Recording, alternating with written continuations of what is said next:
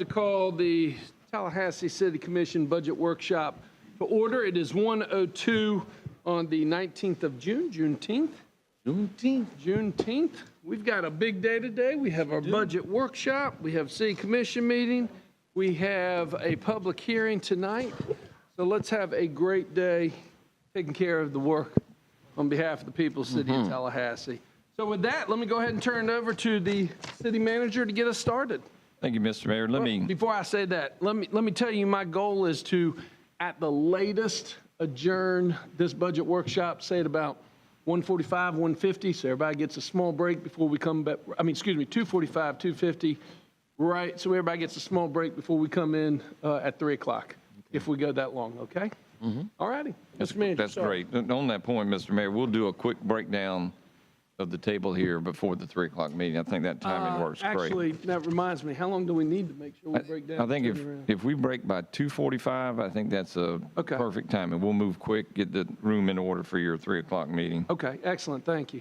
And let me be brief to make sure we have time. Today's workshop has two items. We'll begin with the budget. At this time of the year, we offer a recommended balanced budget, proposed balanced budget. And we're at that point, and the budget before you is balanced. Following that, we have an update on the strategic plan. We talked about it at your last workshop, and we'll also provide that information and seek your direction. And so with that, we've got our budget team with us today, quite familiar because we do this often. I think it's a good process. We started with the frequency we have today some years ago where we're doing frequent check-ins. Looking for the direction of the commission, taking public feedback, and it really helps us move through the budget process. And as you'll hear from Robert and his team, the baseline, the foundational elements are the strategic plan and direction of the city commission, of course, as we're putting the budget together for a lot of departments. So we have 30 department-like areas in the city doing lots of different things. We have 14 enterprise funds, and so the budget's complex, but the team does a good job making it very straightforward. And so you'll hear that in the presentation today. And with that, so I don't take up any more time, let me turn it over to Robert to walk through the presentation. Wiggins, once again, I want to thank you and your team in advance. All the hard work that y'all do throughout the year to get us to this point and continue to carry us forward until the end of this fiscal year and we begin the next. Thank you, Mayor, for that comment. What I will, I'll take the opportunity to point out the budget staff that's sitting in the third row on the left-hand side there. That's the brains and brawn behind the operation. You'll notice a new face at the table also. Max Stout was feeling under the weather, and so Alex Thomas stepped into his place. Alex is in the hot seat. Here we go. All right. Alex, welcome. He takes credit and deserves credit for onboarding quite a few of our new employees and also directing our capital budget. So he's a great resource. Thank you, City Manager, for the introduction. Mayor, Commissioners, appointed officials, members of the public, all the city departments that are here. This afternoon, we're talking about the fiscal year 25 budget. In order to do that, the discussion of the 25 proposed budget also rests upon the third quarter update, as we have done frequently during the year.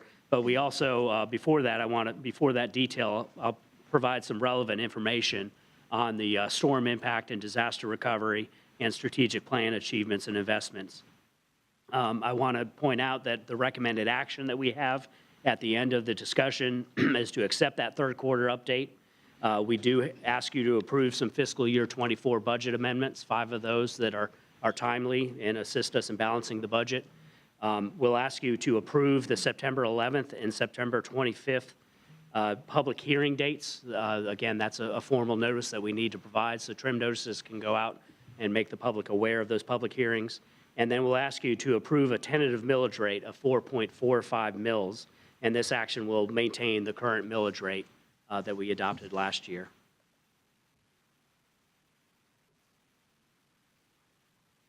Obviously, we're here to speak about the fiscal year 25 balanced budget, but I think I'd be remiss if we didn't acknowledge the impacts the city, the community experienced, and some of us even continue to experience after the May 10th tornado.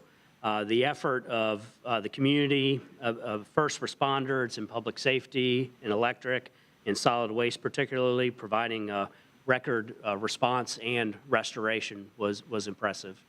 The three tornadoes created quite a bit of damage that everybody is familiar with. I've listed them there. We were able to restore power to 91% of our customers within 2 days. That's what we're in the business for. That community-wide cost, I'll note, exceeds the cost of the previous three storms, Hermine, Irma, and Michael combined. Another reference point is we keep referencing 800,000 tons of debris. I had to look it up. A dump truck carries 14 yards. 800,000 cubic yards is the number. A dump truck carries 14 cubic yards. That's 57,000 trips to carry that debris off. And I think that's what has put us in the mind of, in a 36-minute span, here's what we had to be prepared for, respond to, react to, and then restore everybody to normal operating circumstances. The good news is that we have reserves, we have staff, we have the policies in place to be able to do that, but we are cognizant of the fact that we're entering storm season again.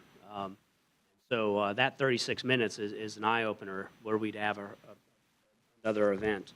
Part of the good news is that in the past years, we've had nearly $100 million in storm and pandemic-related emergency expenditures, but FEMA public assistance covers up to 75% of those eligible costs.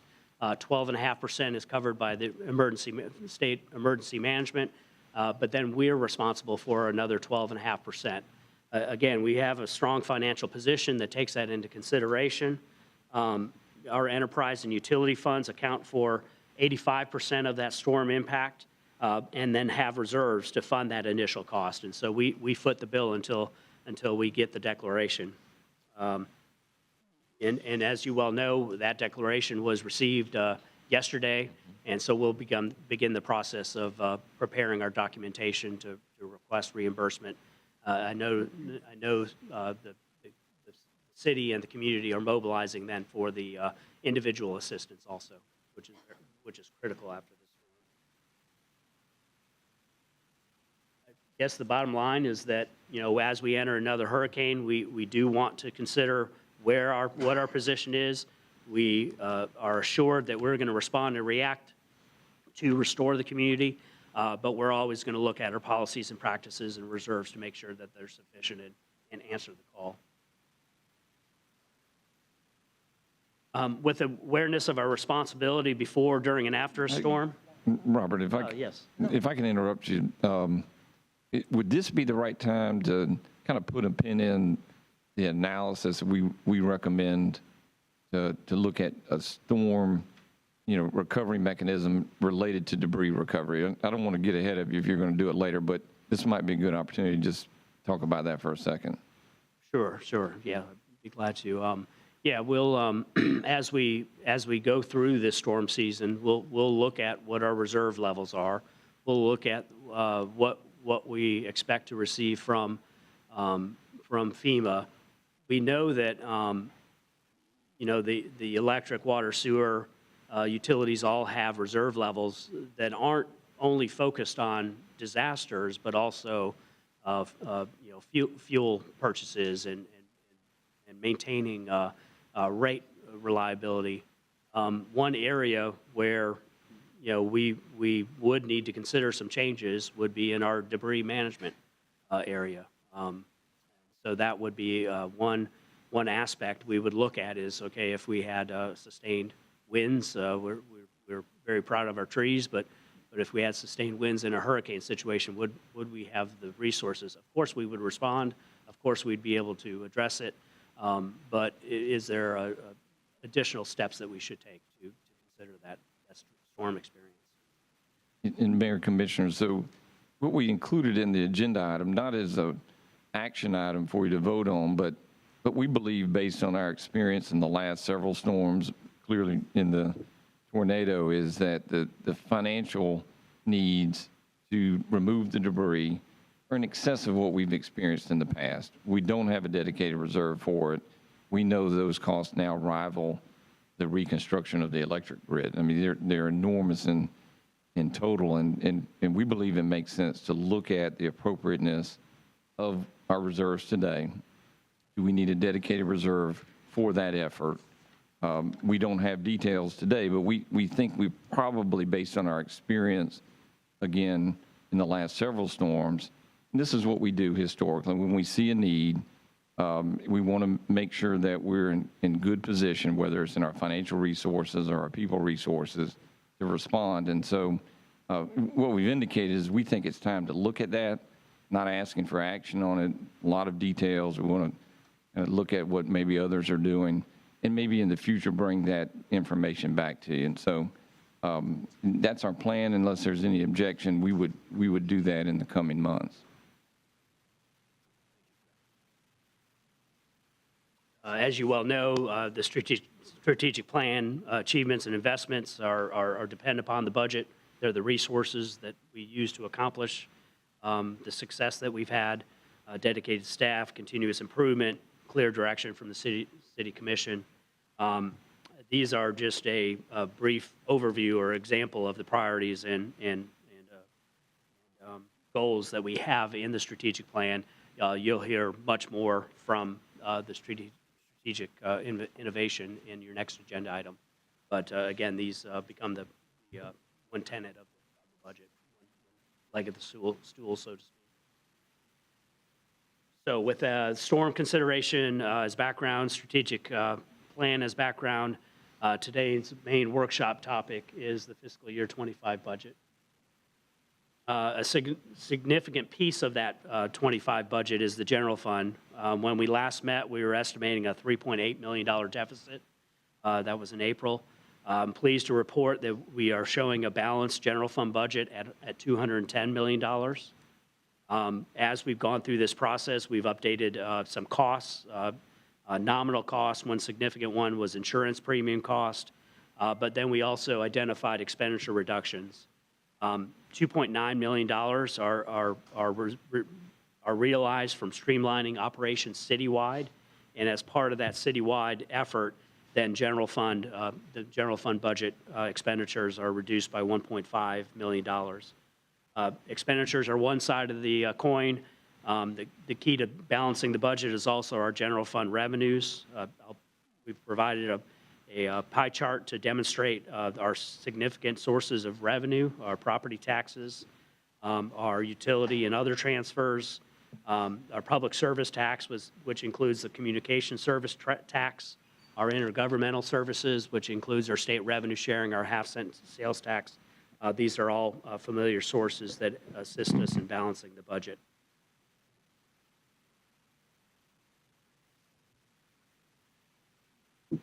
As you all know, the general fund provides for critical services, parks, recreation, and neighborhood affairs, $32.5 million in the fiscal year 25 budget. Public infrastructure, $27.6 million in the fiscal year 25 proposed budget, and the police department, $76 million with 507 full-time staff. Public infrastructure, again, we commit to 10 new sidewalks, 60 lane miles of roadway paving, an annual cycle of improvement of sidewalks. In Parks and Recreation, we know that we're nearing that 100 parks in our strategic plan. I'll point out that in fiscal year 25, we continue initiatives for community safety and development programs. That's $8 million in fiscal year 25. Those were realized in the general fund with efficiency and effectiveness improvements. In 5 years, since 2018, we've invested almost 39.2 in these proactive public safety needs. And again, that's within the confines of the revenue sources that we have, holding the line and creating efficiencies and effectiveness. Continuing that trend in fiscal year 25 of holding that line, people, process, and technology are leading us to more efficient and effective services. I've listed quite a few below that are included in the fiscal year 25 budget. When we go about strategic planning, that we identify aggressive fuel hedging strategies. I'll note that in its entirety across the government, driving 1 million miles, fuel is a significant impact. So we'll realize savings of $663,000 citywide. 183,000 of that accrues to the general fund, and then an additional amount of 156,000 accrues to Star Metro. So again, very, very important effort. You're very familiar with optimizing the legal notices and the subscription process that you directed us towards technology. Consolidating similar work groups achieves savings. You'll note that one of the items is postage expense reduction, transitioning our utility ratepayers from mailing to online bill paying is realizing $172,000 in savings, some portion of that to the general fund. 60% of our customers are on that e-bill, and so that's a great effort by our customer operations group. And then lastly, you'll notice of the $2.9 million in savings, we do have position vacancy calculation entered in there that we do on an annual basis of assessing where departments are in filling their personnel and realizing that as an expense reduction to balance the budget. What you're seeing here is kind of a reiteration of everything I've said, knowing that we are considering time, and we've got a follow-up agenda item that, this balanced budget has many facets to consider. We preserve the high level of service. We invest in strategic plan priorities.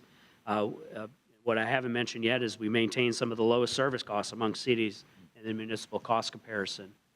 Ad valorem taxes impact our public in the most obvious manner. And as part of that, as we've gotten the updated information from the property appraiser and the tax collector, we've reflected that in our budget. So again, funding strategy for the general fund is tantamount when we work through this budget. It's the most constrained budget from a revenue perspective.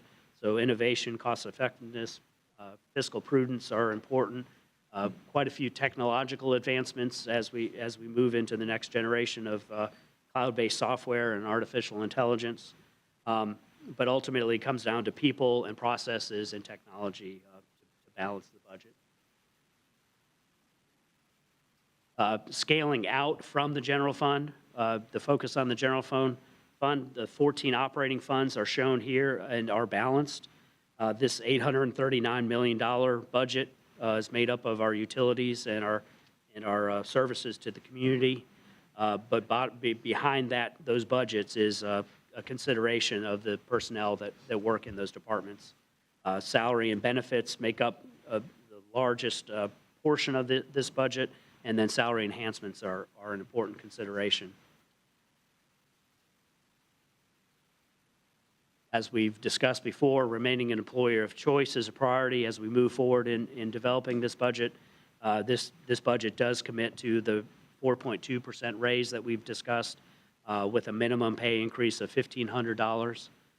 And then the minimum pay for full-time employees is $17 an hour, well above the state minimum wage. We'll continue to evaluate health care, but we maintain the health cost-sharing agreement that we have in place, where the city pays 70%, employees participate on a 30% share, or I'm sorry, on a 80% to 20% that we transition from fiscal year 21 to fiscal year 24. We'll have final numbers in August and make those refinements when we bring back the budget in September. That change, along with a FlexBucks increase, realizes an annual savings of $3,600 for employees with a family plan, more money in a paycheck. Another aspect of the budget, besides the general fund, the 14 operating funds, is as we develop this budget, we go through a review of rates and fees. Our schedule is shown on this slide of the rotation that we go through to ensure that rates and fees are set properly. Those who use the service pay for the service, and those individual instances where somebody receives a service that others aren't, they pay a fee rather than just a general rate. The water and sewer rate studies are underway. They are looking most closely to making sure that we can provide adequate capacity for future growth in the community.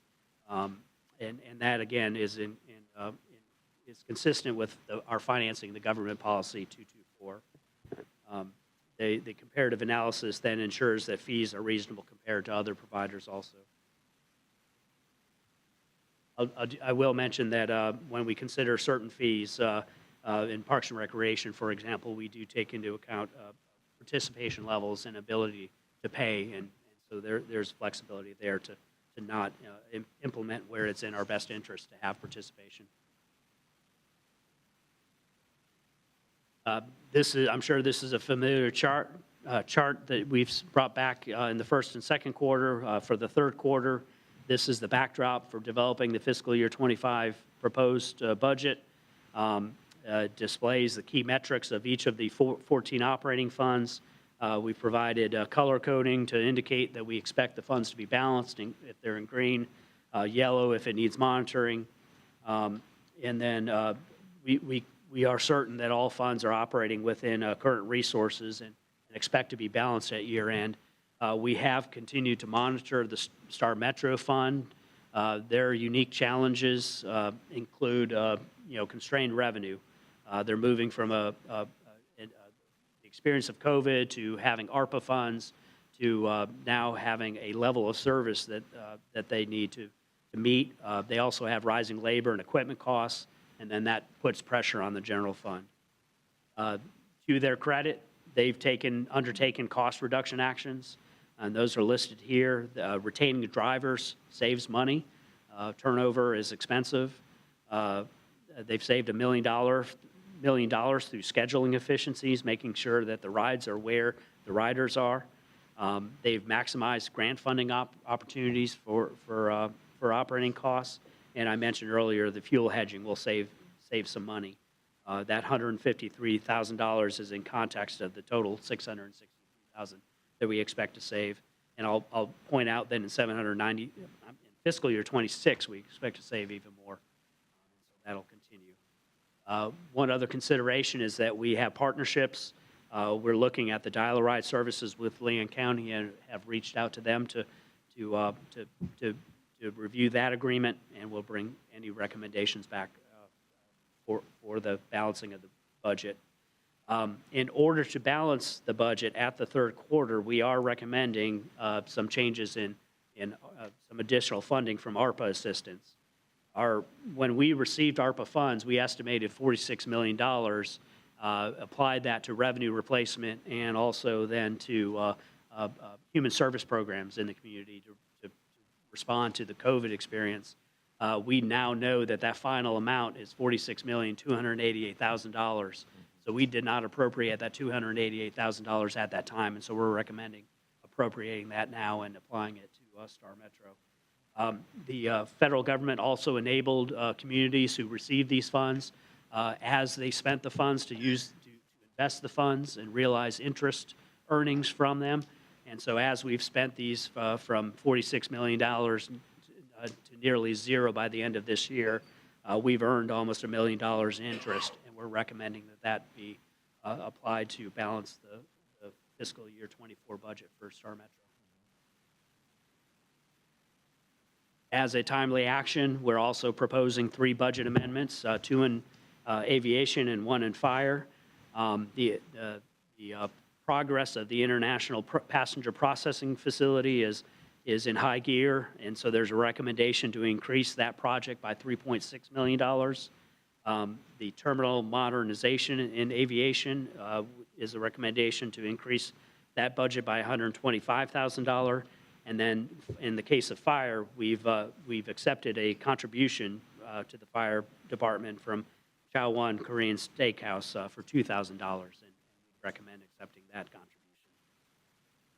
Believe me, I think some of that has come from my attendance at that restaurant. So again, with the storm response and recovery and monitoring that we're going to continue to do, with strategic planning in place, with the fiscal year 24 budget amendments that you adopt, we enter the next stages of our fiscal year 25 budget. And those are listed here. We'll get certified property valuation from the property appraiser on July 1st. And then, as you well know, the public hearings are scheduled for September 11th and September 25th. The three actions that we're asking you to take are listed on the bottom of that slide. Accepting third quarter update and the amendments, approving the dates, and approving a tentative millage rate for that to be advertised as part of the trim notice in mid-August. And again, that 4.45 mils maintains the current millage rate. With that as an overview, I'm available to answer questions. Okay, I think we have two members of the public that want to speak. Before we do that, any clarifying questions? And then we'll get into discussion after public comment. All right, why don't we go ahead and take the public speakers? Thank you, Mayor. We do have two speakers. The first is Kayla Norris Barber, followed by Stanley Sims. Speakers will speak at the podium to my right, and you'll have 3 minutes, and I'll just give you a heads up since there's not a lighting system at the I'd like workshop. to speak after the presentation for the strategic plan. I'm sorry? He wants to speak on the strategic plan. I had him on the budget, but he wants to speak on the strategic plan, which we have not taken up yet. Is that the case also for Mr. Sims?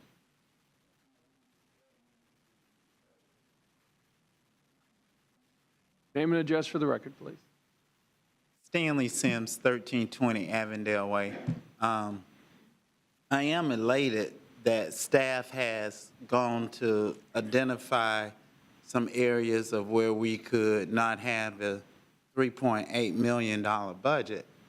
But there is one issue in reference to our finances that I view that is an issue of concern, but is never spoken of.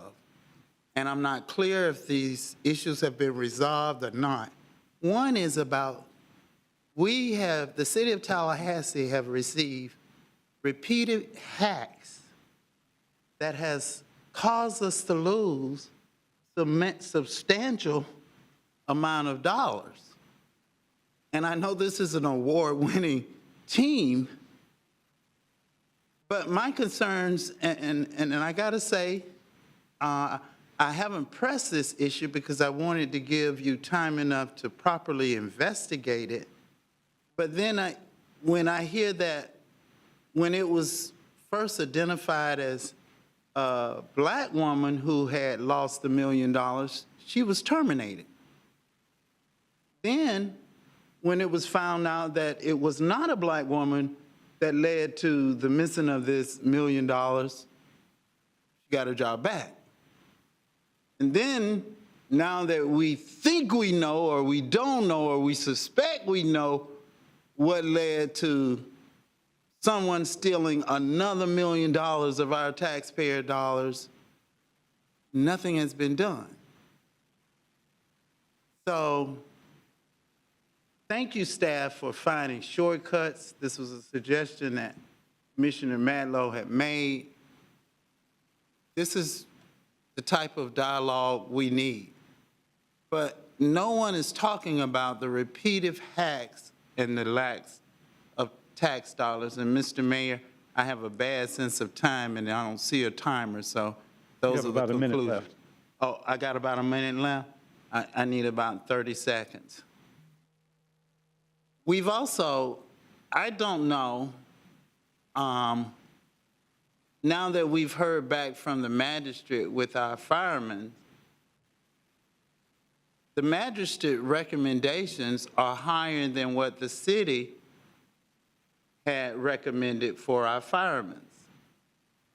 About 30 seconds. I just need to make sure that we can pay the firemen because we just suffered an 8.5 public safety tax increase. Any other speakers on the budget? No, sir. All right, let's open it up for discussion.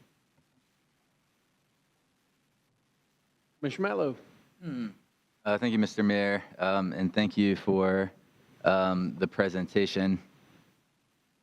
which I guess my only question, I think, to staff would be on keeping the millage rate the same at the $72 million. What's the increase over last year's budget in a dollar amount? The increase since we spoke last is $2 million. In ad valorem taxes? Yes. Okay. But not since we spoke last, not since we budgeted last, what we actually collected in the last fiscal year. So that change from, we had extraordinary growth year over year. We had talked about a 5% increase in growth. We had actually 9.27% increase in growth. So with that millage rate of 4.45, that $72 million realizes $6 million more over the prior year. 6 million, okay.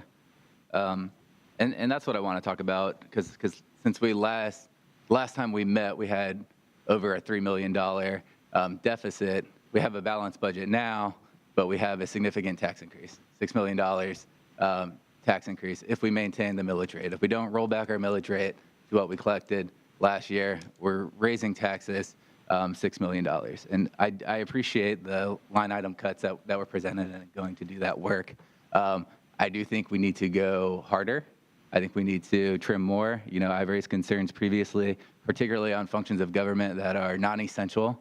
I pointed to the Department of Strategic Innovation. I pointed to the 4.2% pay increases that will go to city managers making in excess of $230,000 a year. That's $10,000 per manager. That's $70,000 right there. And when we look to funding essential services like fire, we never seem to have enough, but we're asking for another $6 million pay increase from the taxpayers this year. And then we're going to put on the ballot to ask to double city commissioners' pay and continue to leave employees behind. And I don't think I can move forward budgeting in that fashion. I also think we need to continue to look for cuts to unnecessary spending for non-essential travel, for food, for sponsorships, and frankly, advertising in political advertisements. To continue to see money go to Tallahassee Reports, which is the only media outlet in town that continues to use its voice to attack members of this body and the county commission that the city manager doesn't agree with. I don't think it is an appropriate use of taxpayer dollars. But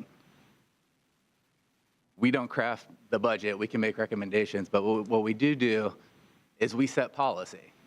And the policy question before us today is, do we want to move forward with a tax increase?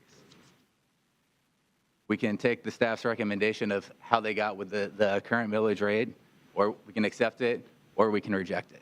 We can reject it and say, let's roll back our tax rate to what we collected the last fiscal year and ask staff to go back to the drawing board and balance the budget on that amount. And I believe where we are now, where our community just got hit by a tornado, there's people suffering just to make ends meet, and then to inflict an additional tax increase over the massive tax increase we did last year, I cannot support. So, I'll make a motion that we advertise. Do we know the rollback millage rate at this time?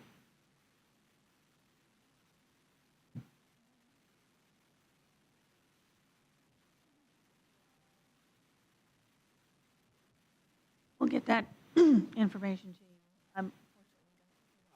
I could just mention that. Yes. Okay. Yeah, so on July 1st is when we get that information from the Department of Revenue.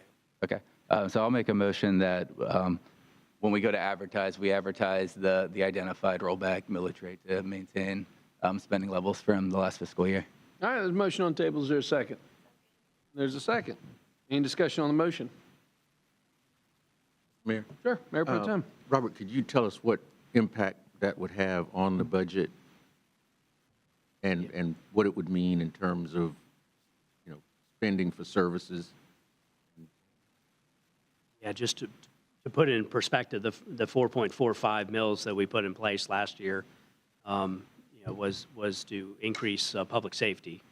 The police department's a $76 million budget, so a change of the $72 million in property taxes, rolling back to our previous rate, to the rollback rate would reduce our revenues by $6 million. So we'd have to make changes across the general government by that $6 million. So that would then impact our commitment to this community to invest in public safety and address the kind of crimes and violence. I was just at Griffin Heights yesterday, and it's amazing what is happening in that community. And so this rollback then would cause us to have to reevaluate our commitment to our community to invest in public safety. We would continue with the 20 officers that we added last year. We would continue with the technology. What it would put a strain on and a reconsideration of is the raise that we budgeted, the increased costs for inflationary costs. So those would be other places that we would look rather than changing that commitment. Mr. Mayor. Sure. Commissioner, to Frank, we've talked about this before too. When we talk about that, the property tax, we're speaking specifically to the general fund only. I mean, we've got a really big, broad organization. You saw earlier the proposed operating budget's $893 million. The general fund's $210 million of that. The property taxes go to service the general fund. The principal components of the general fund, the police department, Parks and Recreation, and our public works functions. Those are your foundational general fund services. In some communities, that includes your fire department. In our case, that's an enterprise fund, so that's not part of that. So when we're talking about any reduced funding, those are the areas that you would look to save the money. Robert indicated we would do everything in our power to preserve the ability to deliver the level of service we have today, but I think it goes without saying you couldn't achieve that. We shouldn't sugarcoat the idea that you could preserve the level of service that you have today. Of course, the things that you would look at is reducing the cost of staff. That could either be done through salaries or positions, and it would be in those areas principally. Some discussion is about, just hypothetically, we have a shared services department, whether it's the budget office or the city attorney's office or you name it, offices that serve the entire government. Any reduction in those only realizes a portion of savings to the general fund. We've talked about this before, so the accounting gets a little complicated.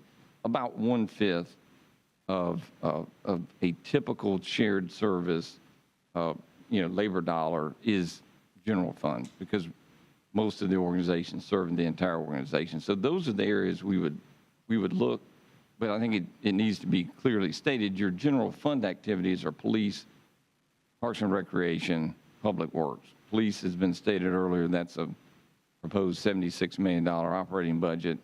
Your ad valorem taxes, I think, are projected at $72 million, Robert? Yes. Okay. So a little less than the police department's budget. Parks and Recreation budget's in the neighborhood of $32 million. I'm going to look at these guys and make sure I'm $32.5 million. And your Public Works functions are somewhere around $27 million.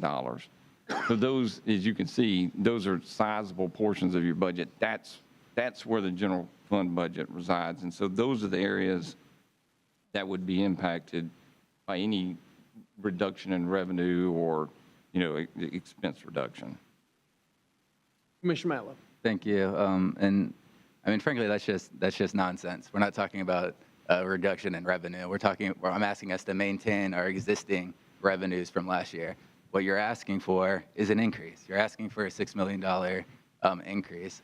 I believe state law would already prohibit us from scaling back what we've invested in police. And again, this is not related to the police investment we made last year. The $8.5 million is already included. This is the $6 million above and beyond. Since 2021, we're asking for $20 million more in property taxes from members of our community. All across the state, there are governments that have figured out how to maintain their millage rates without or lower or roll back their millage rates and maintain the level of service. The thought that the city of Tallahassee doesn't have the ability to analyze our spending and see where we can find savings or not increase expenses. $6 million is an increase in expenses. When we look at the 4.2% pay increase to executives, it's just, when you're asking me to raise your pay $10,000 and then trying to put that on the back of police officers, that's disingenuous and false. Those aren't the only departments making money. There are non-essential departments in the city that provide non-essential funding that we can look at. But I'm not even asking us to make massive cuts. I'm just asking us not to make a $6 million additional ask of the public. Thank you, Mr. Mayor. You're welcome. Well, I believe your logic is flawed, and I'll tell you why. You're making the assumption that while we maintain the same dollar amount, you are assuming that we would maintain the same level of service. And I'm here to tell you that that's not true. Our level of service increases year after year after year. I'll give you a prime example. We look at Parks and Recreation. When we look at the usage of our ball fields, the senior center, all the summer camps that we run, we would have to make serious cuts. We would have to cut back on hours of operation. We'd have to cut back on our children's programming. We'd have to cut back on our senior programming because the need grows year after year after year. It does not remain static. Is that correct, Mr. Wiggins? That's accurate. That is correct. When we talk about public works, I am not prepared to look the community in the face and say, we're not going to build sidewalks on Tharp Street. We're not going to build sidewalks on the south side of Tallahassee. We're not going to invest in our public infrastructure, and knowing that the cost of construction does fluctuate and can be going up.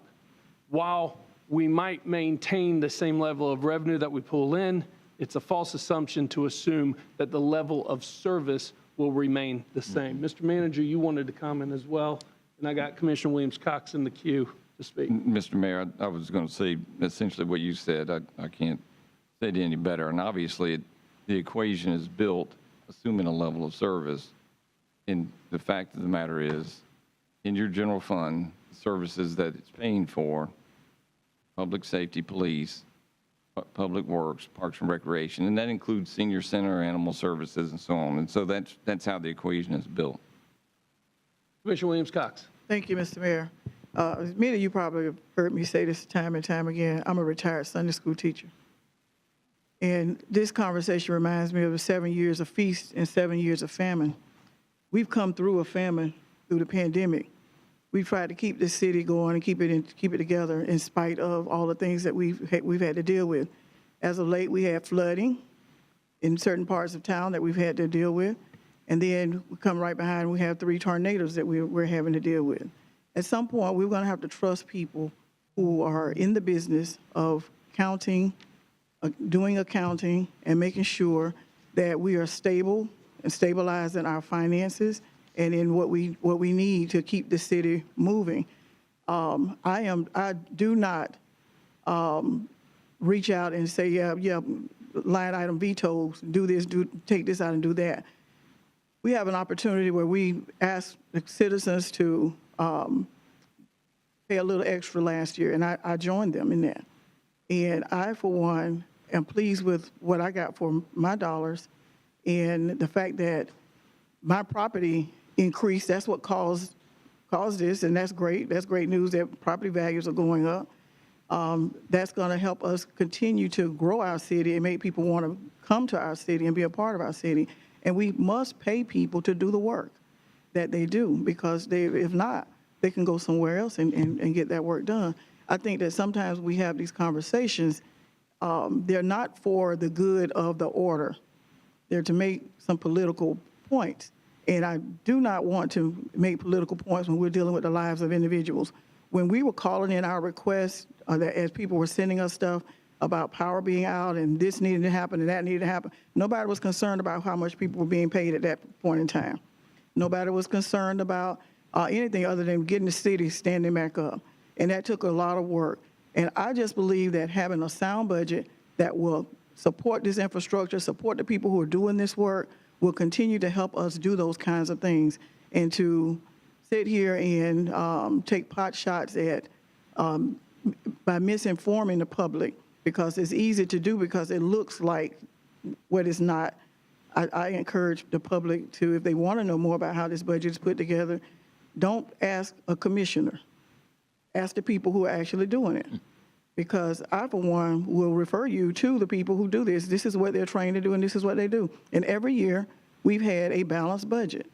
And they've come to us, although there's been some political talk out there about the deficit that we had, as we've tried to share, that at this point, every year, this is where we are. But now we're back here a few months later with a balanced budget. I, for one, want us to move forward with this balanced budget, and let's continue to do the good work that we're doing here in Tallahassee, and help our residents understand that we do care. And because we care, we're doing our level best to make sure that they're getting the best bang for their buck. And keep in mind, we're talking about city residents. We're not talking about those who necessarily receive, something somewhere else, but the city residents, those who come before us and give us a city address when they speak. Thank you. Is that a substitute motion for option 1, staff recommendation? Absolutely. And I will second that motion for the substitute for staff recommendation, option number 1. Yeah, Would you Mr. like to Mayor? weigh in, Mayor Pro Tem? Yeah, again, I Porter, just I'll come wanted to you to ask Robert, would this in fact either call for a reduction in programs and services, say in Parks and Recreation, or an increase in fees to make up for that difference? If we were to provide the same level of service Right. that we are proposing for the fiscal year 25 budget, a change in our property taxes would require reductions in expenditures in Parks and Recreation, public infrastructure. We'd either have to roll back the level of service Right. and/or increase fees in other areas. The fees don't exactly match up where the Right. services are provided. Yes. Fees do pay for aquatics and athletics, where there's affordability considerations. The property taxes pay for maintenance and repairs of sidewalks, paving of roads, Parks and Recreation infrastructure, so that community centers can remain open, the hours that they remain open, and then for our public safety. Can we keep our fees in Parks and Rec low Right. to keep it affordable? Yes. Yeah. Excellent. And Mayor, I'm not going to go back to people in my neighborhood or in the area where I live and tell them that I voted for a budget that's going to cause the fees that they pay for their children to participate in programs and services at our community centers, that's going to cause them to have to pay more for that. I just will not do it. Or shut the doors for, Right. restrict our hours of operation at our community centers. Yeah. Commissioner Mettler, I'll come back to you in a second. Let me give Commissioner Porter the opportunity to speak as well. Thank you, Mr. Mayor. I have one question before some comments. So obviously this agenda item, it was written before we were informed of the declaration. There's a portion that says, of concern is FEMA's projection that the disaster relief fund will be depleted by August, and that it will implement immediate needs funding starting in July. Under immediate needs funding, FEMA will continue funding only life safety and life-sustaining efforts and deprioritize obligations to other activities. So, sorry. No, please, go ahead. So my question is, now that we've received the declaration, does that still mean that it's a possibility that those funds will be depleted and redirected only or available only to those life safety, life-sustaining efforts? Mr. Mayor, Mr. Manager. I'm going to see if Brian Bradshaw, he's our emergency management coordinator, can come. He's the most informed, but the general answer is yes. Now, that may mean that we're eligible for recovery. Dollars aren't immediately available. It could extend recovery times. And that's even more reason why we have to be financially secure. But Brian can give more detail on process. As FEMA has declared nationally, it's running out of money. I think that's the point of the statement. I believe you're referring. Brian, let me interrupt you real quick. let me take a second and thank you on behalf of the commission and the city. You are our point person, basically, during the emergency responses and whatnot. And you, number one, do a great job keeping us up to date on the weather patterns and everything and whatnot. But the work you do with FEMA, the work you do with our partners and everything, you do a tremendous job, and we appreciate you. I appreciate it, Mr. Mayor. Thank you. Commissioner. So I believe you're referring to direct needs funding through FEMA and also immediate needs funding. Yes, that's a FEMA side of the house. It doesn't, just because we got our declaration doesn't mean the money's not running out. It's just that's where we're at in the process when they sign the declaration. So they're slowly moving through the declaration processes, but they do anticipate losing disaster funding around August. So they're going to enact immediate needs funding in July to sort of catch up that. So that's more on the high level, going deeper into hurricane season. It doesn't really impact us at this point for this disaster, for the tornado disaster. Okay. Okay, thank you very much. That answers that Mr. Porter, question. you still have the floor. Thank you. And thank you, Robert, and your team for this update and for your recommendations. It's difficult to have these conversations because I do feel that they are a little bit disingenuous about what would be cut. Those are conversations that if we wanted to move forward, we would have to have. But we're not even given the information that we would need, nor is the public really in an accessible way for us to have those conversations if we wanted to have them. I think I mention every meeting that options are what is best for us to have on the table for the public to consider, for us to consider. And at our last budget workshop, that's what was asked for, although it was not supported by the majority. We asked for a budget that's balanced, a budget that had a surplus, and that's the kind of conversation that I think is typical for bodies such as ours to have so that we know. I don't think any of us here would support not moving forward with sidewalk projects or many of the commitments that we've made, but we can't even talk about the other ways that we could be saving, like some of the ones that y'all did a great job in bringing to us, opportunities that you identified. And that is part of what this process looks like, but we're not even able to have this conversation. I can't support asking, there's no way I would support cutting our hours for a recreational center.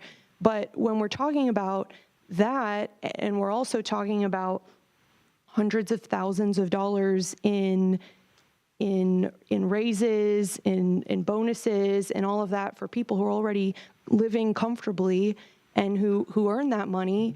But I think we can talk about this in a more balanced way, and it's just disappointing that our workshops are not set up in a way where that's possible.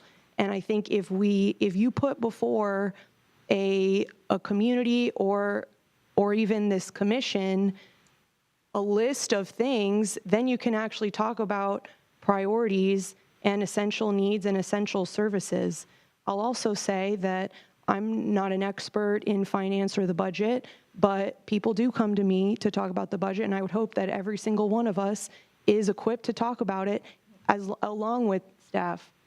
And I think it's insulting to Commissioner Matlow and to all of us to say that you would hope that residents would not come to their representatives who are duly elected. One of our main responsibilities is voting on the budget. That is the cornerstone of what we do. That is what funds everything we do. It sets our priorities.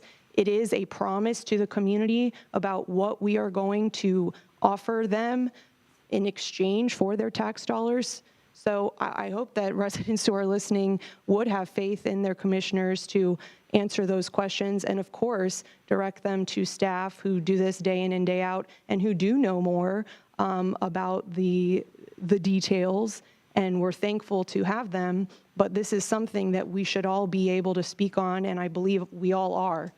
So I'll speak for myself in just saying, if you have questions, if you're a member of the public, you want to talk about the budget, I'd be happy to talk about the budget. If there's anything I don't know, I'll learn about it with you. Thank you.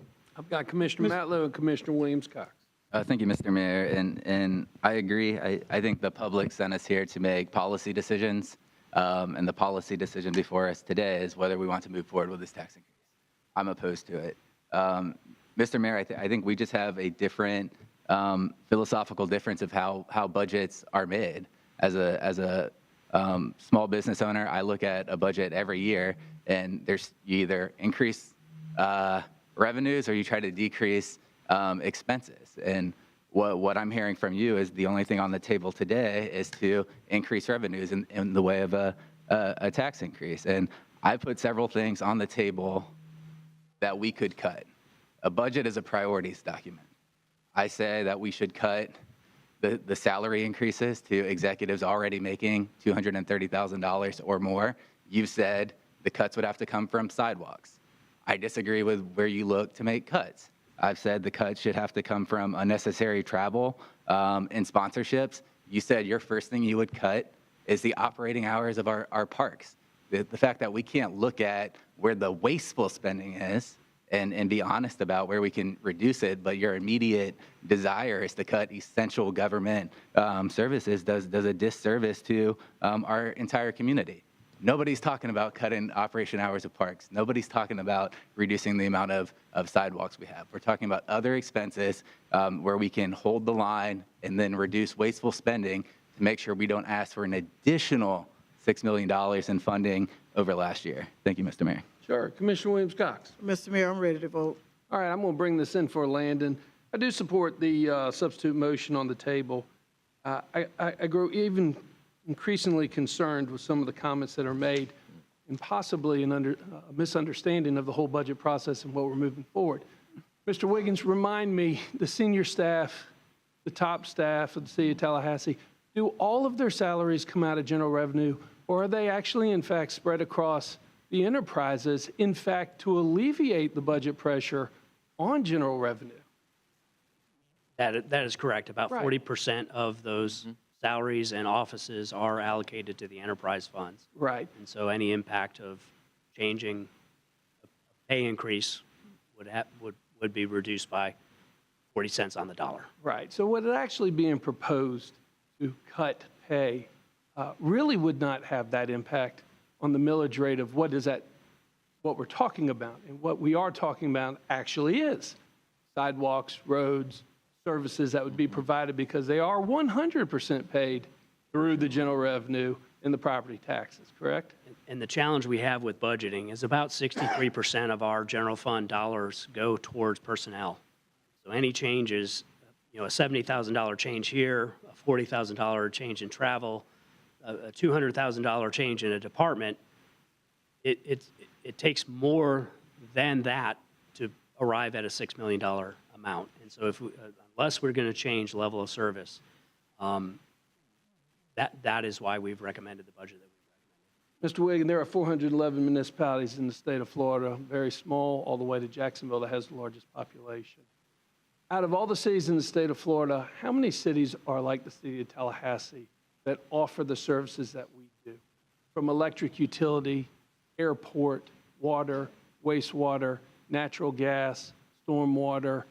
How many other municipalities offer the breadth and depth of services that we provide? There are few and far between. We're the 7th largest city. I had the opportunity to talk to a friend from Miami last week, and she said, "What do you think about working for the city? What is it?" And I went down a list of 10 items that showed that we were the best economy, #1 in Parks and Recreation, #1 in your utilities. And she was surprised coming from Miami, but it also then connected with her of that's why people are coming here to go to school and to avail themselves of our services.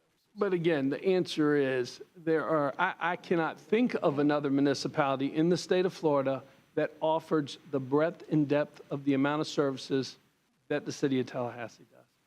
And we see it in the municipal cost comparison. Mr. Wiggin, how do we compare from a workforce standpoint per capita against other municipalities in the state of Florida? We've steadily decreased that workforce over time. is it sufficient to say that we have one of the leanest workforces per capita out of any municipality in the state of Florida? I would say that's a safe statement, yes. Mr. Wiggin, how do we compare with our millage rate and our tax base as a local community, not only against the 20 comparable cities, but quite frankly in the state of Florida? We are among the lowest. Yes. All those in favor of the substitute May I, motion Mr. on the Mayor, table? I would like to make Aye. a comment. I did not see your hand. Commissioner Porter. Thank you. I just want to say, I don't disagree with the points, obviously, that were just made. Most of them, as far as I know, definitely verified facts. But I would like to see a day where we can have these workshops, have serious, open discussion about how we could move forward in a different way, prioritizing different things. And I would love to see a day where having a difference of opinion is not reduced to someone attacking my intelligence or my integrity. I think that's the best way to represent the public's interest. Thank you. All those in favor of the substitute motion on the table signify by saying aye. Aye. All those opposed? Nay.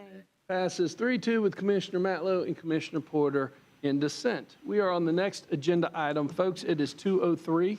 Again, we need to adjourn around 2:45 in order to give the team the opportunity to break this down and get us ready for the 3 o'clock City Commission meeting. Mr. Manager. Have we covered the amendments also as a motion? I believe that, Mr. Mayor, that was the motion, option one. Option one, Great. Fantastic. staff recommendation. Yeah, knowing that we have the trim process, I wanted to be sure of that. Thank you. Excellent. Thank you, Sounds sir. good. Mr. Manager. As we change out some staff folks, the next item involves our strategic plan update. As you know, this is the last year of our 5-year strategic plan. So approximately 5 years ago, we embarked upon the effort to have a holistic strategic plan for our city. At the time, we had in the neighborhood of 40 master plans, strategic plans, various plans that resided largely in the department areas. And so we spent a lot of time gathering information, making sure we were on the right path, a lot of commission feedback, and put in place the strategic plan that we have today that has more than 130 targets. It's been recognized nationally as a model document, a lot of good validation on that. And so the great news is it's given us clarity of direction, service levels, priorities that are the voice of the commission. We've been updating that plan. It's an entirely different effort than creating a new plan. We've been updating that. This will be the third conversation we've had this year on it. We believe we have a good product. This presentation will serve as an update in terms of the new plan that would be begin 2025. And so with that, I'll turn it over to our Strategic Innovation Director, Thomas Whitley, and his team. Dr. Whitley, before you begin, let me just say that I am very proud of the strategic plan and the work that this commission, all of us have been able to do together. When I ran for mayor 6 years ago, I campaigned on the fact that we needed a strategic plan. And if we look over the course of the past 6 years of what we've been able to accomplish, really 5 years since the inception of the strategic plan, I think the results also speak for themselves. And I know I'm showing my cards. From the fact that we've been named one of the top 20 medium-sized cities to live, work, and play in the United States of America, to our strategic goals and what we've been able to accomplish in every single category, all the way down to now having the strongest local economy in the United States.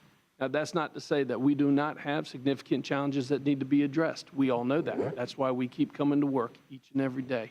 But I am so very impressed with how the city as an institution, Ms. Barber, has been able to implement the strategic plan and how we've been able to move forward for the next 5 years. And quite frankly, I'm very excited about the next 5 years and how we move forward with the second life of the strategic plan. There's also been a lot of discussion about the Strategic Innovation Department. And Matthew, Brian, Javante, Thomas, Christian, I want you to know you have my full support. I am so proud to be the mayor of this city, and when I travel across this state and quite frankly across the country, and I talk to my colleagues everywhere, and I see other communities that are trying to create this type of initiative within their city government, and they look to the city of Tallahassee as an example because we are a 21st century forward-looking city. And a lot of the incredible ideas that we implement through our strategic plan are coming out of your department, whether they were before your tenure, actually as a member of this department or not. So I want you to know that I believe in you. I think you're doing a great job. Keep up the great work. And with that, Dr. Whitley, I'll turn it over to you.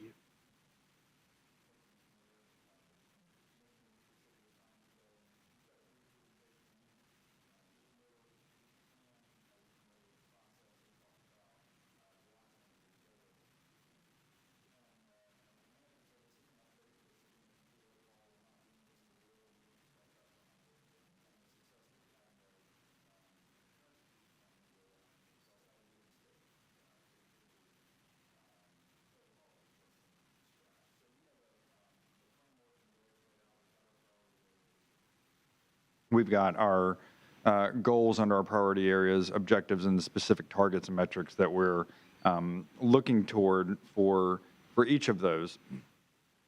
You know the 10-step process that we laid out. We're working our way through that methodically, as you would expect. You can see where we are on that now and what you have before us. I will remind you that in this current strategic plan, though we're not at the end of this fiscal year yet, so we're not quite at the very end of this current plan, but we've had significant success as an organization, as a community with this plan, with 90% of our targets either already achieved ahead of schedule or on track to be achieved. And of course, we like to compare ourselves. That's largely what the strategic plan is us comparing ourselves to others, to peer cities and other organizations, and to the benchmarks that we're setting for ourselves. And we know that typically only 12% of large companies achieve a majority of the plans that they put in place when they put something in place on the scale of a strategic plan.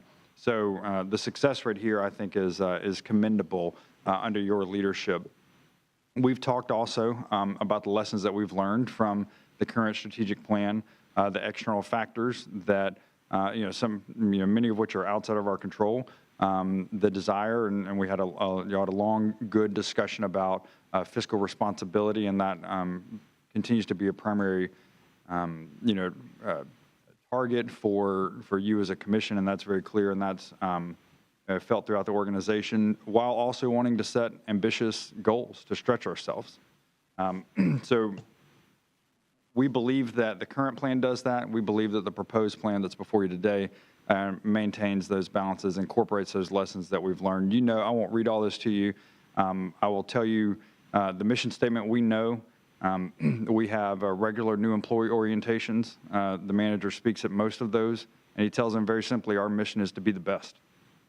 We believe that's what you expect of us. That's what guides us and all that we do as an organization, and that carries down through the strategic plan. You know the 7 priority areas well. We've not proposed changing those. Those are effective, remain relevant, and timely for our community. You also know that as part of this process, we've worked to incorporate new plans. The current strategic plan incorporated more than 40 different plans to bring them together in one holistic, overarching plan, and we've continued that practice as we put together this proposed plan, incorporating new things like the Southside Transit Center, incorporating the Southside Action Plan that's been a priority of the Commission for years now, incorporating the Clean Energy Plan that you have approved, and many of those targets. And so we're at the stage in the plan where we're crafting the objectives, the targets, and the initiatives. You will have noticed, and I'll run through some of them, that there's some similarity, some overlap, and there's some new, as you would expect. So roughly half of the targets remain in some form or fashion. Typically, they've been updated to some degree, and then roughly half are new. That feels like a good balance. That's not what we were shooting for. We didn't have, a specific, bogey that we were looking for. You may know, I know all these guys to my left know there are 134 targets, individual targets in our current strategic plan. What we have proposed before you today is 132. That wasn't intentional. Well, we started off with well over 200 and some early lists, and just through the process and, taking the feedback from the Commission over the past 5 years, working with our department directors, department level subject matter experts, and just working through the process, we've whittled it down into something that we think is the appropriate level of detail that should be in a strategic plan, that puts aside or kind of puts behind us, puts a check mark beside targets that we've already achieved so that we can make room for new stretch goals and attempts to balance that. So what I hope to do in just the next few minutes, you have it fully before you, but just give a couple of examples in each priority area of some targets that have maintained with some updates and some new proposed targets so that you can just get a good flavor of it. So in our economic development priority area, you know what our goal is: to advance the city of Tallahassee as a competitive, innovative, and sustainable regional economic hub. And so some of the targets that we have that have remained, that have been updated, number of jobs added to the economy. The target in the current plan was 2,500 a year. And we've set a target of 3,000 a year. You will know well that over the last 5 years, we've added more than 15,000 jobs to our local economy, almost exclusively in the private sector. So we see that growth, and we know that we've been recognized as the strongest economy, and we want to continue to push that. And we know that while us as an organization, you as a commission, don't control every aspect of that, you do have influence on that. So that's a specific a target that's important for us as we continue to grow our economy. An example of a new target is the growth in the annual household income. We want that to grow in our community at a rate higher than the state average is growing. That would tell us that we're making progress as a community. So as we look at both sides of the equation, whether we're talking about housing affordability, which of course is woven throughout this plan, or any number of these things, we want to look at how we can address every side of that. And the wage growth is an important factor of that. It's something that we spend a lot of time thinking and talking about, as you do. Securing additional cargo carriers at the airport. You're obviously making a significant investment in the foreign trade zone, in the international processing facility.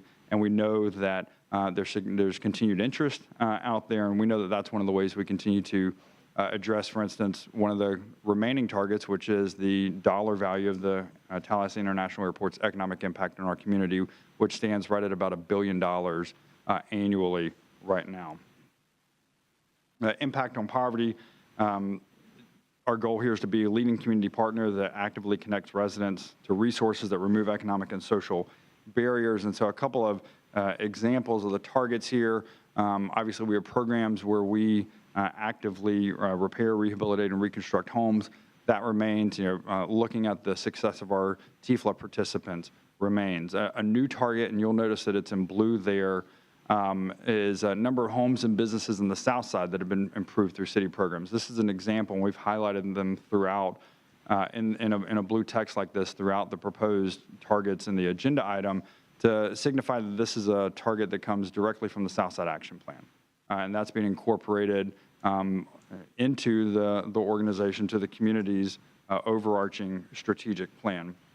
Of course, streamlining permitting processes so that we can continue to increase density as a priority of the commission, and make it easier to build residential development in our community. Organizational effectiveness, our goal here to be a leading community partner that actively connects residents. Well, that got messed up. Sorry, I apologize for that. Obviously, we want to be an effective organization that is efficient in our services and the way that we deliver those services. And so some examples of your targets there, total grant dollars awarded. You may recall, this is one that remains, but it's been tweaked. In the previous one, the current plan, we were shooting for a 5% annual growth in the grant dollars that we received. We've set a bold target of $250 million in grant dollars received over the next 5 years. We know that's a stretch goal, but we feel very strongly in our ability to do that. We've had significant prioritization from you and from leadership to go out and bring that money home, right? As we've been effective at over recent years, and another one, having a city workforce that's reflective of our community's demographics. Over the past 5 years, we've hired roughly 1,000 new employees. Half of them have been minorities. And so we are, that's something that is a priority of all of us, every single person around this table we know, and we're seeing that come to fruition, and that's one that we want to make sure stayed there. Reducing the energy consumption in municipal buildings. is one of the ways that we're incorporating the clean energy plan and seeing targets like that incorporated into our organizational effectiveness. For public infrastructure, we want to be leading utility, and we know that public infrastructure has two components in the current plan, and one of those is utilities, and one of those is transportation. And some examples of the targets that remain: continue to provide electric and gas utility bills at or below the statewide average. We continue to hit that mark consistently as a municipal-owned utility. And then we're looking at increasing the amount of solar power on our city system. Right, this is another target from the Clean Energy Plan that is being incorporated into the strategic plan. Public safety, we want to be a safe, resilient, and inclusive community. And so, for instance, we're updating targets. You've got an item before you this afternoon on cameras in school zones, right? We know that at the last commission meeting, you took up an item on community members and businesses making cameras available to TPD through the Real-Time Crime Center, the investments that you've made there. That's an important target that remains. And then we've added a new target on reducing structure fires and suppression calls by 10%. The fire department does a lot of educational activities, and so we use this as an opportunity to highlight that and to set that as a target in this new plan. Public trust, our goal is to enhance public trust through ethical business practices and transparent governance. You know this well. We continue to data share with our local law enforcement partners. The Real-Time Crime Center is just the best example of that. But then we have other targets that remain. Our rate of compliance for our annual employee ethics training. That target remains at 100%. And then we have new targets ensuring that our financial reports are accurate, timely, and comply with all the relevant accounting standards. We have a fantastic accounting team here at the city. And then we want to, an important aspect of transparency is the public's ability to access information. And so we want to continue iteratively to enhance our digital presence to make sure that there are platforms for the community to engage with us. And then the last priority area is quality of life, to be a creative and inclusive community with beautiful public spaces that protect and promote resources and culture. We will complete the second senior center. We've left that in there. That's an important milestone for us as an example. But so is, we've incorporated, a number of new trees planted. We anticipate, we've set that as a large target that we plan to meet of 5,000 new trees planted. So I think what you see, this is a flavor. I've gone through it very quickly. What you see is a balancing between targets that have remained in there and been tweaked and been updated as appropriate with new targets as we look at where our departments have been, where we're going as an organization, what the trends are going to be, what we're anticipating those being over the next 5 years. And of course, we've incorporated your feedback. We've taken, commission direction from the past 5 years, the priorities that you've set, the continuous public engagement that we receive, and all of that's been incorporated into what you have before you today. The timeline you've seen before, so we are at this stage where we've got the targets, objectives, and initiatives being put together. We've got a couple more steps left, as you would expect, but we anticipate adoption sometime before the end of the year as it continues to come all together. So that's what I have. I'll leave some time for any questions if you have any, but of course discussion amongst yourselves, and the recommended action is to accept the strategic plan update. Okay, so the recommended action is simply to accept the strategic plan as presented. Anybody have any clarifying questions before we go to public comment? Then we can come back for discussion. Clarifying questions? Commissioner Porter. Thank you. Just one question. So just generally speaking, we're objective 1A, target I1, enhance the city's infrastructure and amenities to attract investment, tourism, and new residents.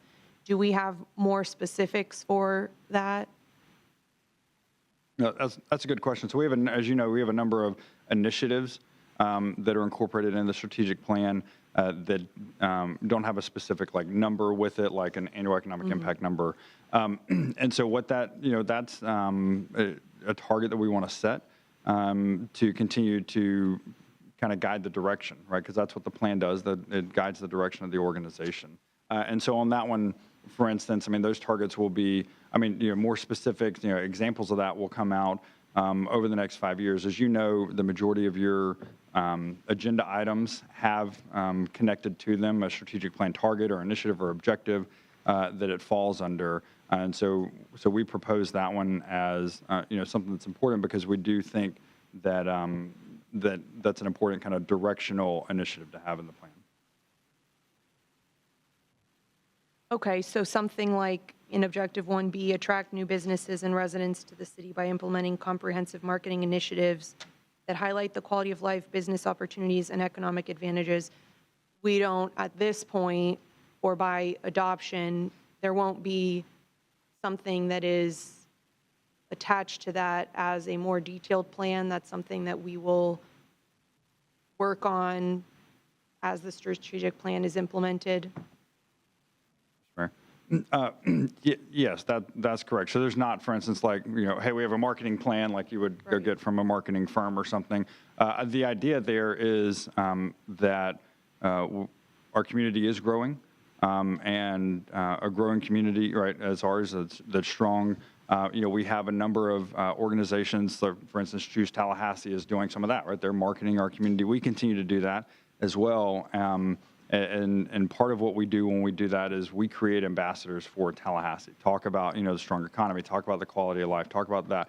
And so it's an overarching kind of directional initiative in that regard. But no, there's not, for instance, a specific marketing plan that's in place, but it is saying that this is something that's important to us as an organization, as a community. Okay, thank you. Thank you. All right, Mr. Clerk, do we have any public comment on strategic plan?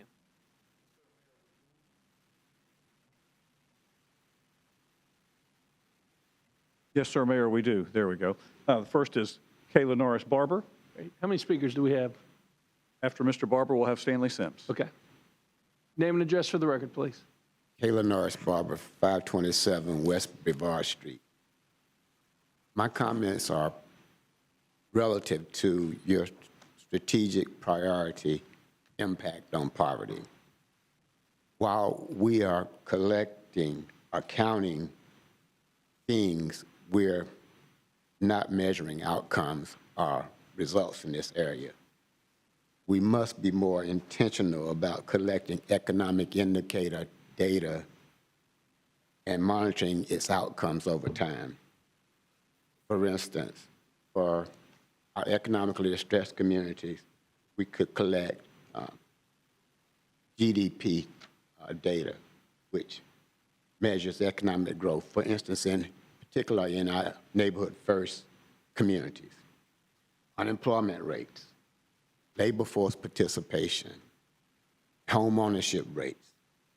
It will allow us to conduct data analytics and predictive modeling to identify needs and assess trends that inform decision-making, that inform the decision-making process. And it's the only way to develop targeted strategies to address challenges in our economic distressed communities. Now, if you look at the neighborhood first plans, for instance, in the preamble, there is demographic data relative to some of the indicators that I mentioned, but it's only a snapshot in time. It's not monitored over time. So if we could just only collect a little bit of data, just narrow down from the macro to the micro for these communities and see if we're really making progress toward impacting poverty. Thank you. Thank you. Our next speaker, please. Next speaker is Stanley Sims. Name and address for the record, please. Stanley Sims, 1320 Avondale Way, in the county, but a current city electric customer. My wife is a current city employee for over 20 years. I am a former city employee. My mother is a former city employee. My son, one of my sons, is currently a city employee. My other one is a farm. Why am I trying to qualify myself to stand at this podium? Because I heard a city commissioner tells me, if you ain't in the city, don't be coming down here. Well, first of all, that's not constitutional. Because the Constitution says that I have to be a United States citizen.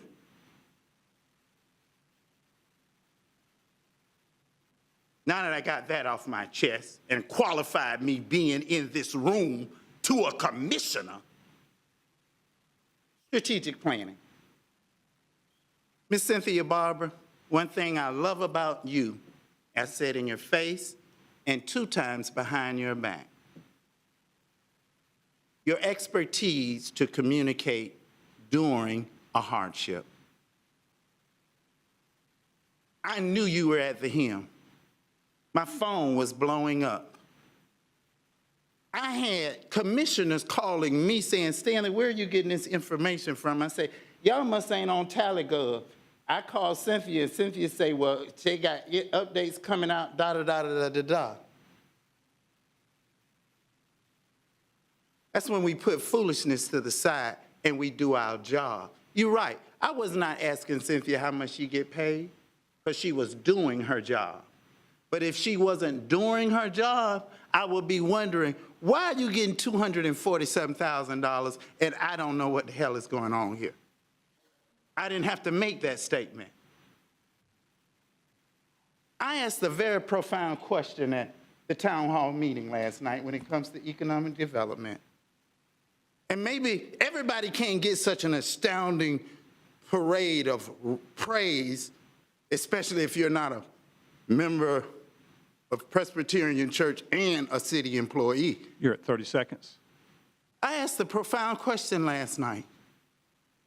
When can citizens like the mayor wake up on the northeast side of town and say, I wonder, why do I have to drive all the way over to the south side to enjoy this family event?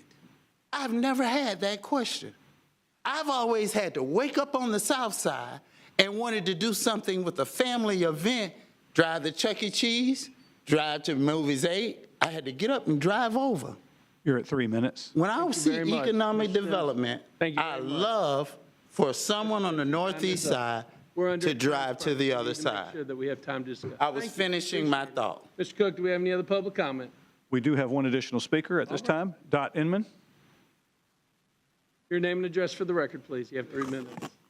Dot Inman Johnson, 2121 Trescott Drive.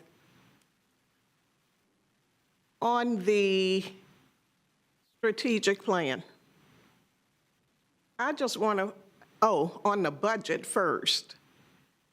You can move beans around under shells and say, well, this doesn't come from the operating budget because it comes from the enterprise. But you transfer money from the enterprise funds into the operating budget. So what's the difference? You decide what percentage comes from the enterprise fund and goes into the operating budget. Also, on the strategic plan, why weren't there some recommendations on fire protection? That's public safety. Why was there only one public safety agency mentioned in the strategic plan for improvement? And you mentioned the number of structures that are built as part of the economic development discussion, but every time a new structure is built, that adds additional work for the fire department. Every time a new person moves here with a car, that adds additional work for the fire department. And finally, quality of life is more than adding amenities. All neighborhoods want good amenities like parks, like libraries, like senior center. And I wonder why we're building a Taj Mahal of a senior center You're at 2.5 minutes. out off of Welaunee, far away from most of the neighborhoods that need it most, when you've had this old senior center of town that cost enough so that you should be able to have a senior center on the south side and out in Welaunee. Those are my comments. Thank you. Thank you. I want to remind my colleagues of the conversation or the presentation that we just had, where one of the strategic initiatives that's being proposed is actually to reduce the response time and to help the Tallahassee Fire Department be able to respond to structures of fires. That was discussed. That might have been missed earlier by some members of the public that walked in. And I think that the agenda item tonight, Yes. moving forward with the approval of the Fire Station 17 is a good step in the right direction, but that was part of it. It wasn't just focused on law enforcement. We did actually have a presentation in regards to the fire department as well. Okay, it is 2:33. Reminder, 2:45. We need to move forward and give the staff time to change out. Commissioner Williams-Cox. Move acceptance of staff recommendation to accept this outstanding report. Second. Okay, it's been properly moved for the staff recommendation by Commissioner Williams-Cox, seconded by Mayor Pro Tem. Other comments? Yes, Commissioner Matlow. Thank you, Mr. Mayor. For the interest of time, I'm not going to go through each individual item. I don't think it's feasible to really weigh in on different initiatives where I think we can be more aggressive and where I think we can cut back. So I'm not going to support the update today because it moves forward too much of the plan that I'd like to have further conversation about. I did just want to ask one question. Have we looked at, as part of the strategic plan, undergrounding city utilities? Mr. Manager, Dr. Whitley, I don't know who wants to tackle that one. Thank you, Mr. Mayor. That's been a discussion in our community for years. As you know, we have all new development since I believe the 80s has had underground utilities. We require that. Of course, when we have opportunity with other projects that are going on, we use those opportunities to underground utilities. A citywide undergrounding of utilities would be in the billions of dollars. And so, no, we've not looked at incorporating that as a target in this strategic plan. Okay. Commissioners, I think this is something we need to explore. Not saying we need to go spend billions of dollars tomorrow to underground it, but if we're not incrementally undergrounding what is existing and not just new development, the storms are getting worse, whether it's a 5-year plan to do a certain amount of miles or a 50-year plan of how we're going to get there before cataclysmic disasters really start to hit our community. I think we need to be forward thinking in that. When we're looking long term, this is something we hear all across the community is where can we be more strategic in undergrounding, not every roadway, like where are we seeing the most outages, what are the lines that go down the most, and start putting them underground. Thank you, Mr. Mayor. Mr. Mayor, on point. Commissioner Williams-Cox, and then I got the Mayor Pro Tem, and then Commissioner Porter. Thank you. I just want to say, Commissioner Matlow, your points are well taken, but we must remember that those individuals who had underground utilities also lost power. Yeah. So that doesn't guarantee that that's going to prevent them. I'm not saying that we shouldn't go there, but this is not a new conversation. We've had these conversations before about undergrounding. And the very group sitting before us that has come under great scrutiny is our forward-thinking tank. This is the group that's going to help us get there at some point, but we've got to support them and not continue to indicate that they should be cut from the budget. So if we want to be forward-thinking, then we got to hire people who can lead us in that direction, which is what they're doing. I spoke earlier about not asking a commissioner about the budget, but if you want to talk to a commissioner about something, let's talk about the strategic plan. Let's talk about what we're trying to do, not the dollars and cents, but what we're trying to move our community to, and let the dollars and cents lie with those who are qualified to speak to those dollars and cents. I'm very capable of speaking to them if I choose to. The issue is I don't want to mislead or misinform, and so I refer folks to the folks who do that. But for this strategic plan, because we developed it, we're very intimate with it. And so I absolutely support us moving forward and support the work of this outstanding group. Excellent. Mayor Pro Tem. Yeah, just a question, Mr. Mayor. Mr. Barber made some very good points in terms of what we can be looking at in terms of measuring our impact on poverty. Is that something that you all have considered, Thomas, or will consider? That's a great question, and I agree that the data that Mr. Barber references extremely relevant data in making those decisions. We know that OEV tracks that on their monthly dashboard, the majority of it. We did have GDP, overall community-wide GDP, that is in the current strategic plan. That stands at $22 billion, right? We have a large economy here in Tallahassee. So we've tracked data like that, and I agree that at the some of that's very important at the neighborhood level, but again, that's the struggle with getting the right balance of what's the appropriate level of the data. And so some of that micro level data is extremely important and valuable information for your decision making. OEV does a great job tracking that, but it's not all made its way into the strategic plan for that reason. Commissioner Porter. Thank you, Mr. Mayor. You know, less than an hour to have this conversation and give input does not really make me feel like I have anything to do with the strategic plan. And I agree, one of the most important things we do, and I think it's a great initiative that I am proud of and that we should all be proud of. I have more comments. There's not time to give them, but I will in the future, and I'll follow up via email, but I have not felt included in this. The way these meetings are structured, once again, are not in a way that we actually give real input, that anyone can really say, how about we add this? How about we do this? That is not the sense that I get from these workshops. Work is supposed to happen at workshops, and I almost see no work happening at these workshops.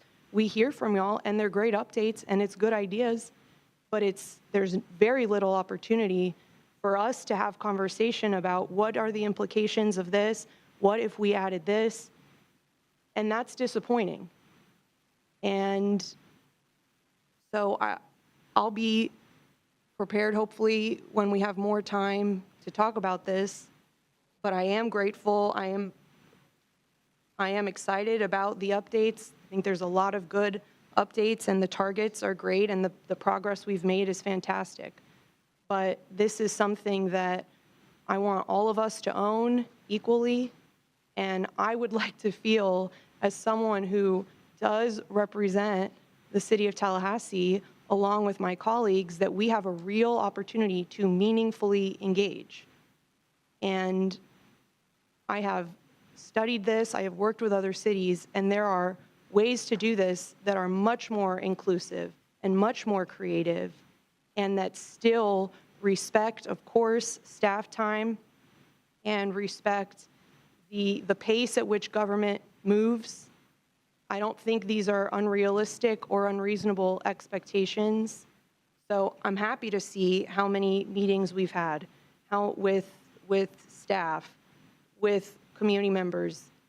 I have not felt like, as a commission or personally, I've been able to meaningfully engage with my colleagues, which I will remind us all, this is our only opportunity to talk together at these meetings that are publicly noticed.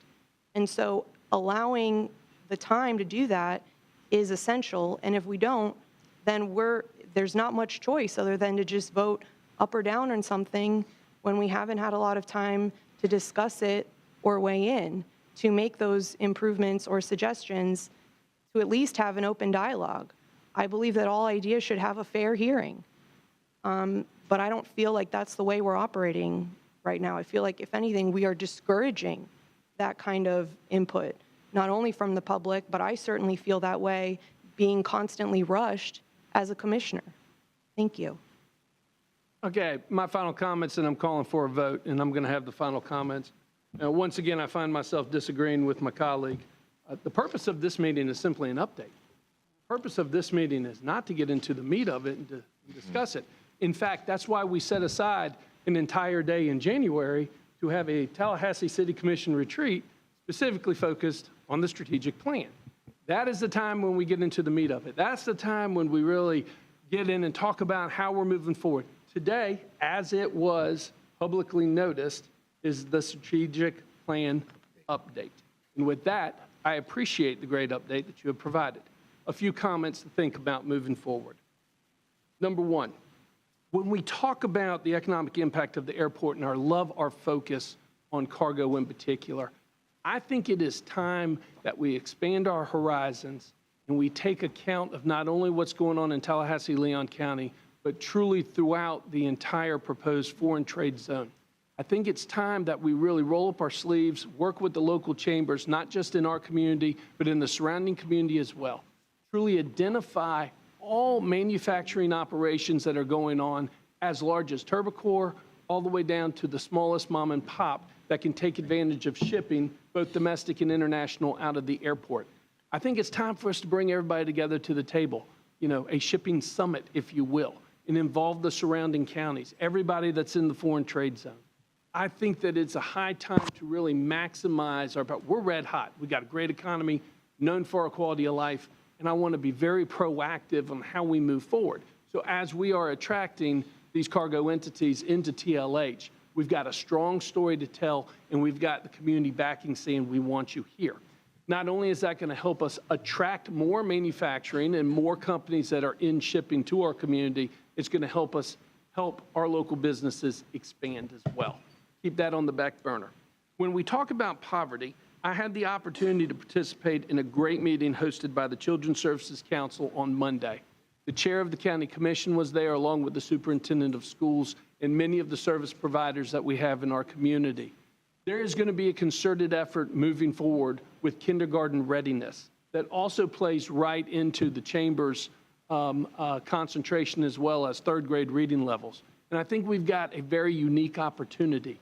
I'm charging your department, Dr. Whitley, to really identify how we can have a positive impact in this conglomerate moving forward, because we are not the school district, so we are not in charge of kindergarten, but what can we do as an institution to play our role in this greater good? And I look forward to having more of a conversation about that moving forward as well. Along with that, when we talk about poverty and kindergarten readiness, one of the things that we did discuss was my vision that I have proposed previously about a 24/7 early learning daycare center, and how can we move forward with that. There is a lot of interest in this community to be one of the first governments in the state of Florida that operates as a community, a 24/7 facility, and it fits right in line with the goals of at least this organization that I was a part of the other day with the chair and with the superintendent as well. Finally, not necessarily for your department, but more for my colleagues, just want to throw something out there on public trust. Usually this time of year, we're filling out our financial disclosure form. Now, I'm very proud that when I first got elected and what I campaigned on was we were going to have our own local version through the clerk's office of Form 6. If you recall, it was a conversation with the attorney yesterday that brought to my attention. So on the state level right now, you've got the lawsuit going on against the Commission of Ethics that has postponed the filing of Form 6 on the state level. Traditionally, we filed the Form 1, which is the broader category on the state level, and we formed our version of the Form 6 locally. But what happened is, remember, we actually repealed our ordinance requiring us to file that with you in anticipation that we'd be filing it with the state. Is everybody following me here? What? Strategic plan related? It is. It's under public trust and transparency. Absolutely. And so what I am suggesting is, I want to remind my colleagues, I fully intend to still fill out the City of Tallahassee Form 6 version, as we have done for the past couple of years, and file it with you. And then the State Ethics Board is requiring us to fill the Form 1 out until this litigation is solved. The issue is, we don't have any policy in place, and technically speaking, you could just fill out the broader category with the state and be done. But I think in the continuation of our strategic plan and in the effort of public trust and transparency, that we should all continue the practice of what we've been doing in the past couple of years, file the appropriate form with Jim's office and file the appropriate form with the state office. That's all. That's all my comment. It's just a recommendation. Ladies and gentlemen, all those in favor of the motion on the table to accept the updates made by Commissioner Williams-Cox, seconded by the Mayor Pro Tem, signify by saying aye. Aye. All those opposed? Nay. And it passes 3-2 with Commissioner Matlow and Commissioner Porter in dissent. And Mayor, when will we yes. get a copy of the updated strategic plan? Are you asking when it will come back to you? No, just to get a copy of it, so we have a physical copy of Oh, we can get you a physical copy, yes, it. sir. Okay. Okay. All right, we stand adjourned, and if we can make it by 3 o'clock, that's great. If we're running a minute or two late because we still need to change out, then we'll give them plenty of time.